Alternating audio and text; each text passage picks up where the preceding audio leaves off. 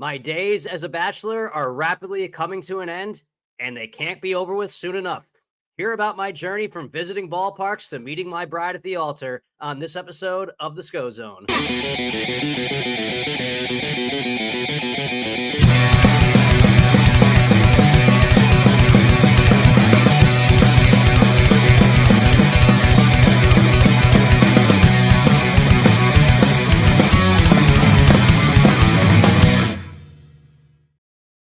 All right, everybody, welcome to the Scho-Zone. I am your host, Ryan Schofield. I'm coming at you live from the Degensen. There's only so many episodes left from the Degensen. I'll elaborate on all this later with no thought or structure to it whatsoever. Just a nice unsolicited rant from a wild and crazy ginger. Thank you for tuning in. Thank you for listening. Everybody like, subscribe, comment, share, all of that douchebag stuff that podcast hosts like myself say. You know, if I was actually really professional, I would probably have prepared a rant on this one, but I just got back from coming from a very, very long walk where everything in my head seemed to make sense. So let's see how well all of this transpires from just a few minutes ago on to the episode that you are watching or listening to. You know, probably won't go quite as well. It's kind of one of those things of that, right, for stars, I got to stop myself from saying the every two words. One of the times that there's nobody that's ever better at arguing than somebody that's in the shower by themselves. Everybody's got every argument figured out. Nothing ever quite goes to plan, but that's kind of what we're going to be going on with right here. So, as I've said, the name of this episode is Goodbye to the Bachelor. As I'm sitting here right now on a Wednesday afternoon on May 7th, got to stop saying, I am looking at that, doing some math. I'm getting married on May 23rd. That means there's 16 days left of this bachelor life. And you know what? Good riddance. I'm done with it. I'm over with it. Next week's going to be my bachelor party. And it's not going to be like any other bachelor party that I've probably ever been to because, well, most of my bachelor parties that I went to were probably reasons why I wasn't getting married in the first place. Not that aside from the fact I had yet to meet my wife, which that's, be part of this conversation as we have too. But, I'm looking forward to the bachelor party. It's one of those weird things that, to be honest, I wasn't really even looking forward to having a bachelor party. I'm looking forward to it for the aspect of that it's going to be a lot of people that are near and dear to me, close, all in one setting. But the things that people do for bachelor parties, I don't really do anymore. Bachelor parties used to mean booze, strippers, all those things. I don't have any need for those things in my life anymore. Not that I really ever had any need for them in the first place, but they really have no place in my life anymore. I just want to get together. We're going to be just, a low-key event. Couple fellas getting out to the golf course, playing some golf, going out to eat for dinner, and then just enjoying some laughs, some stories, and some company. I'd imagine that there'll be some jokes at my expense. That's great. It's almost like I look at this as almost like a funeral for a guy who needed to be killed a long time ago. The guy that I was prior to meeting my wife, and the guy that, not even saying prior to meeting my wife, but the guy who I will soon become, or the guy who I have become, I guess I would say. Now, I kind of looked at this as that this has been something I've been drafting in my head for a while because it was May 3rd was the day that I visited my buddy in St. Louis last year. And I did not know when I went on that trip to St. Louis, that was just the reason to go see the Cardinals game and catch up with an old friend. I did not know at the time that the journey that I was going to be going on from that point on. So again, if you've listened to this episode, I'm going to beat a dead horse one last time, and maybe I'll even continue to beat that dead horse. But last year I went to St. Louis and I watched the Cardinals as they lost 2 out of 3 games to the Chicago White Sox, who were the worst team in the history of baseball. Sitting in Busch Stadium, there I was at the end of the game as the Cardinals were getting shut out, losing 5-0 to the White Sox. In this, that what I described as a funeral for baseball fans, as Busch Stadium just had lifeless, just soulless, there was nothing fun about being in that ballpark.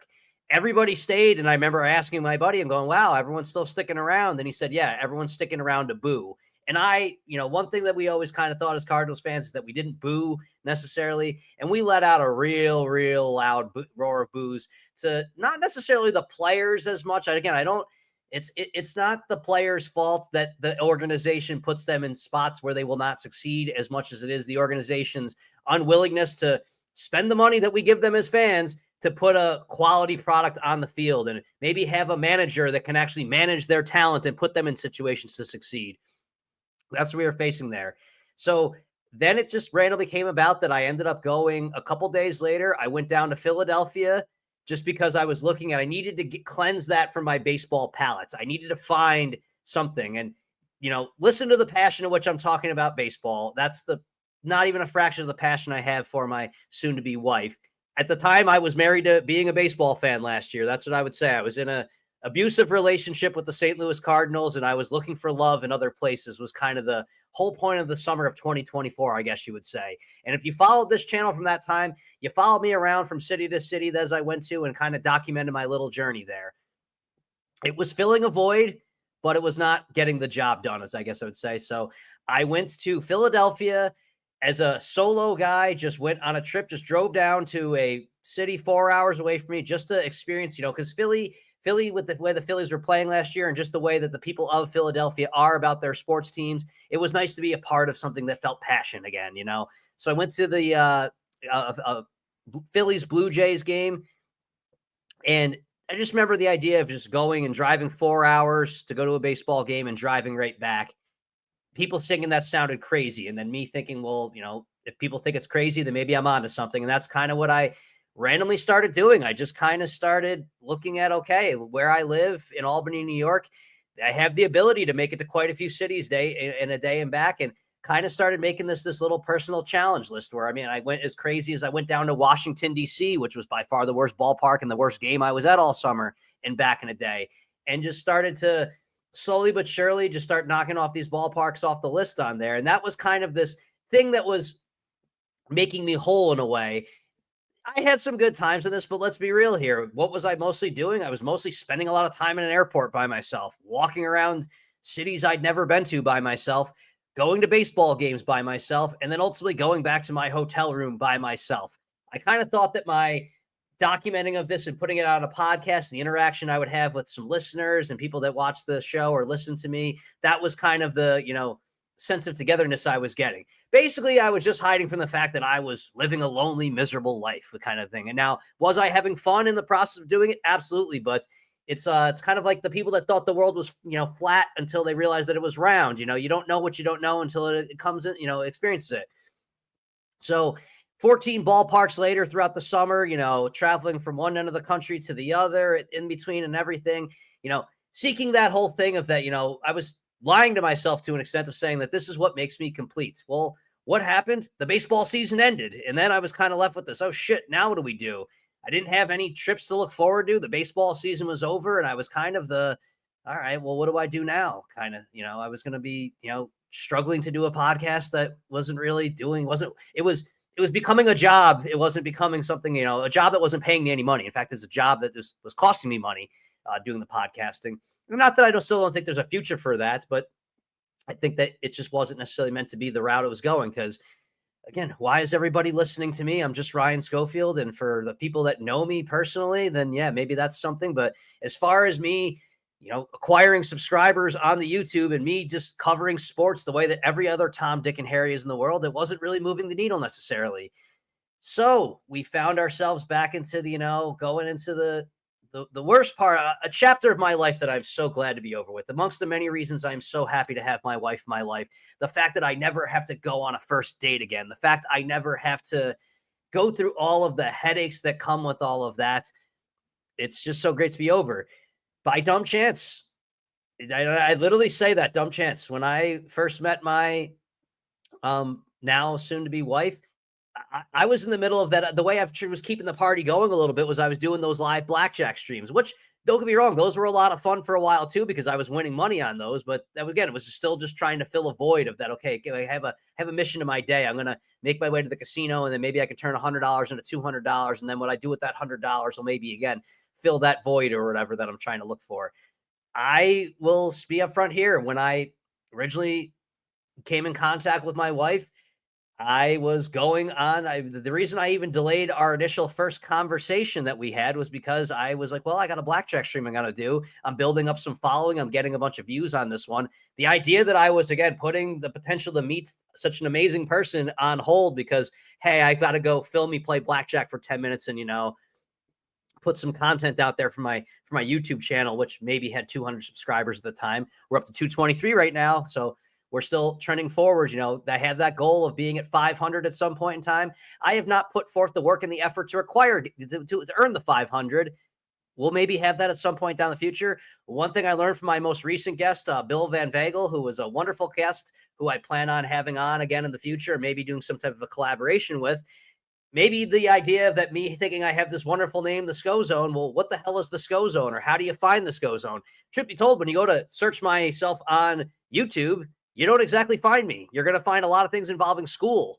So we got to have a new title coming forward. And I haven't been putting the effort forward that. I've been putting the effort towards, I got to stop saying, putting the efforts towards, keeping got to stop doing having success at work, planning a wedding, trying to give my soon-to-be bride the day of her dreams and the day of my dreams, not selling myself short, which has actually become a real big theme I've kind of noticed about myself, is that entire summer I described of me traveling from ballpark to ballpark, city to city by myself. I was an incredibly selfish person last year. Not scared to admit that. All I was in it for was, what can I do to make myself happy out of that one? And you know what? Just trying to make myself happy was never really working for me. It wasn't until I met my soon-to-be bride that I realized that, sometimes making other people happy can make you very happy. It's kind of like how there's the teachers who get joy out of teaching something to somebody else. If it fills their soul, that's what I'm kind of getting now. And looking back at it right now, I probably knew pretty instantly, it took me a while to maybe accept these facts, but I should probably have known pretty instantly that my wife was in fact the one. And that's kind of how this one works, is that you don't make somebody the one, they just become the one. They are the one. Our very first conversation that we had was, we could not, I think we tried hanging up the phone on each other for about an hour and a half, it seemed like, if I can remember correctly. And honestly, from that very first conversation to us going on our very first date, we pretty much have been inseparable in many ways. Or, we've been, it hasn't felt like, it's just felt like it's been right. You just kind of figure out, okay, how can we find ways to make this to work as best as we can? And now here we are, rapidly approaching our wedding. And I just couldn't be happier for it. I gotta stop saying that. One of the things I was thinking of as a way of tying back, remember watching the interview that Andrew Schultz, comedian, did with Joe Rogan. And he talked about when he has, having a child. And he said that for someone who's in the comedian, or someone who's any type of creator of any kind of form, I guess you can say I'm a low-level content creator. We like to think that we're all unique, or we're going to be creative in our own ways, something that makes us different from everybody. And he talked about when he had a child, he was like, that all goes out the window, because suddenly you become every cliche that ever existed. And that's kind of what's happened with me since I've met my wife, is that all of these cliches are coming a reality. And I think that may have been a little bit of period of hesitancy for me to accept that. And now I embrace it. And as I even mentioned before, the idea that I'll be saying I'm coming live from the Degensen is going to be a thing of the past pretty soon. I'm not going to be in the Degensen, which I jokingly refer to as where I live right now, which is my apartment, because I'll be living under the same roof as her. And that's not going to be the Degensen. That's going to be a home. And there will be a studio that we're going to have out of that one, because we're going to have a nice little office space.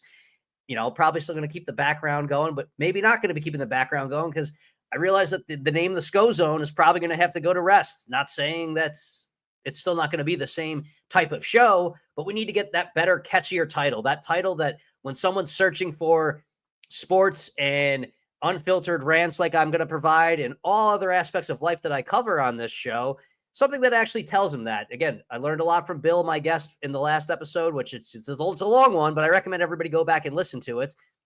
It certainly was entertaining to be a part of. So, and the people who listened to it found it entertaining. It's always nice when, kind of just like with my soon-to-be wife, me and Bill were two guys who we didn't have any introduction on there. We just kind of just took off running right from the word go. So I need to find that title, because as we said, there's many people out there that have all these wonderful podcast titles, and they probably do tremendous work. But, time is a finite resource. Us to invest time into somebody else's podcasts, we have to, find that, what makes me want to listen to this one? Usually just a few minutes of listening to a podcast, you don't just say, oh, let me keep going with this. You got to even just have that title and that branding that makes it sound appealing to somebody else. So that's what I'll be kind of focusing my attention on once I not that I'm never going to not be focusing my attention on my wife, but once I'm not worried about this wedding and moving and all of the other parts, a lot of stuff's going on in the world right now. And I'm holding myself together better than I ever imagined right now. I expect myself to be completely freaking out at this point. And no, there's a sense of calm that has washed over me, that knowing I, for once, can say that I'm probably doing the right thing. And some people have their doubts or their hesitancies. Is there something that they really want to do? Me about to entering the life of matrimony with my lovely bride to be is kind of like I don't. I know that she listens and I know that she watches, so I'm always going to pick my words carefully. But I compare it to when I finally decided to hang it up in drinking, hanging up that bachelor life. Is that I've gotten everything I possibly can get out of that life before me, and now I'm looking forward to the next chapter. And in terms of life insurance, I am in the second half of life right now. I am right smack dab right now. I'm recording this still as a 39-year-old man, and I'm going to be, as a married man, it's going to be the biggest weekend of my life. I'm going to be taking a wife and turning 40 now, all in one weekend. And then it's on to the rest of it and on to the good times, I guess we're going to say. But I leave behind no doubts. I mean, again, the idea that I was even hesitant of having my bachelor party, the way I look at it is that for 39 years, or maybe not all 39 of them, but you can make a pretty compelling case from the age of about 21 to 36 there, or 37, whenever I decide to call quits from that previous life, that I was just living one constant bachelor party. So as I look at it now, it's more of a funeral for a guy who should have gone away a long time ago. But again, that guy would not have been going away at the right time, because it all was something that led me to this point, which is getting to where I'm going to be a happily married man. Wow. I really thought that I was going to be able to rant and go on for this forever, but I guess, just my genuine level of excitement for the upcoming days, or just, can't get here soon enough. And then now I'm not really, the ballparks, I still got 14 of them to go. Those will come in time. Now I have a partner in crime with all of this one. I get to go there with somebody and share that journey and that experience with, because again, as I was going to all those different ballparks, I can't tell you how many times I'd have that random thought I wanted to share with somebody. And unlike when I was a drunken guy, I don't just randomly talk to strangers as much anymore. I mean, if someone seems like they're willing to engage in conversation, never opposed to doing that, but that wasn't really something that was a thing anymore. But now I get to enjoy this journey and enjoy, the life with somebody else. And again, making things more about somebody else. And then, that's something I said to her earlier today. We're constantly people that remind each other how glad we are to have each other in our lives. And one of the biggest things I get out of having her is that I have a greater purpose in this life than myself anymore. Because again, I was probably tricking myself into thinking that I was being happy. And now it's just like I said about drinking. Sometimes the expression I use as far as, recovery was that I used to drink so it made me feel good, but that's because I didn't know what it felt like to feel good. That's the same way I kind of look at my own personal happiness, is that I thought I was happy, but that's because I didn't really know what it was like to really truly be happy, I guess I could say. So, it's, I gotta stop with the, stuff. It's refreshing. It's great. And it's something that's, I really need to stop doing that so I can keep myself on train.